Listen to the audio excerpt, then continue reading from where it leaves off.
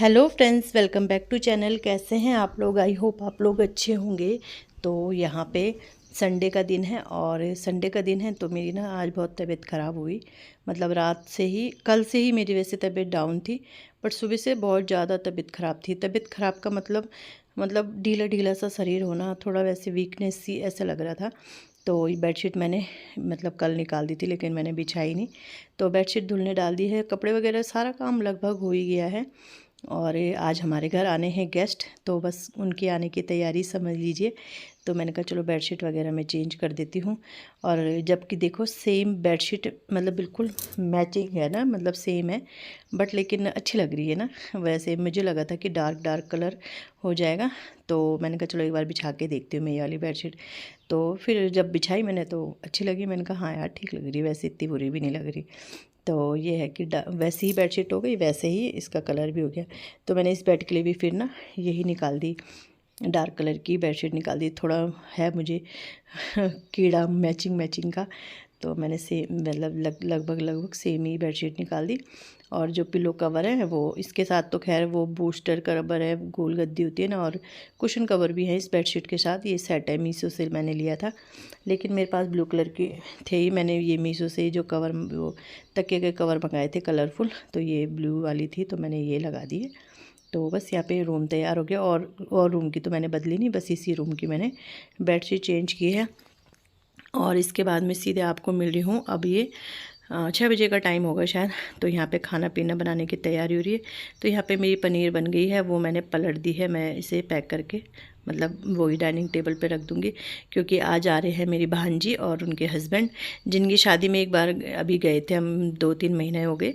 तो हमने उन्हें इनवाइट किया नहीं था ना। तो मेरा यही था कि जब हम शिफ्ट होंगे तभी करूँगी वहीं, क्योंकि यहीं देहरादून में ही रहते हैं। देहरादून ही हम शादी में आए थे, तो उसका ससुराल ना हमारे यहाँ से पास में ही है मतलब। तो हमने आज उन्हें इनवाइट किया है। और तो बस यहाँ पे बन रही है, तो पनीर मैंने बना ली है और बच्चे भी इंजॉय कर रहे, दीदी आएगी कि आज। तो यहाँ पे हमारी वो बन रही है, मतलब अब मैं यहाँ पे राजमा की दाल बना रही हूँ। तो मैं हन्नू को बोलती हन्नू मत करो ना, हमारी वीडियो ख़राब हो जाएगी। तो पेस्ट मैंने दिन बना के रख दिया था, दिन में ही पेस्ट वगैरह प्याज टमाटर का ना मैंने मिक्स एक साथ ही कर दिया था। तो प्याज टमाटर लहसुन अदरक का पेस्ट बना दिया था, तो फिर खाना बनाने में मतलब ईजी रहा ना। और राजमा थोड़ा दिन में भी मैंने बनाई थी, तो अभी भी बना रही हूँ, मतलब एक साथ ही मैंने उबाल दी थी। तो पहले मैं छोले बना रही थी, फिर मैंने कहा चलो राजमा ही बनाती हूँ।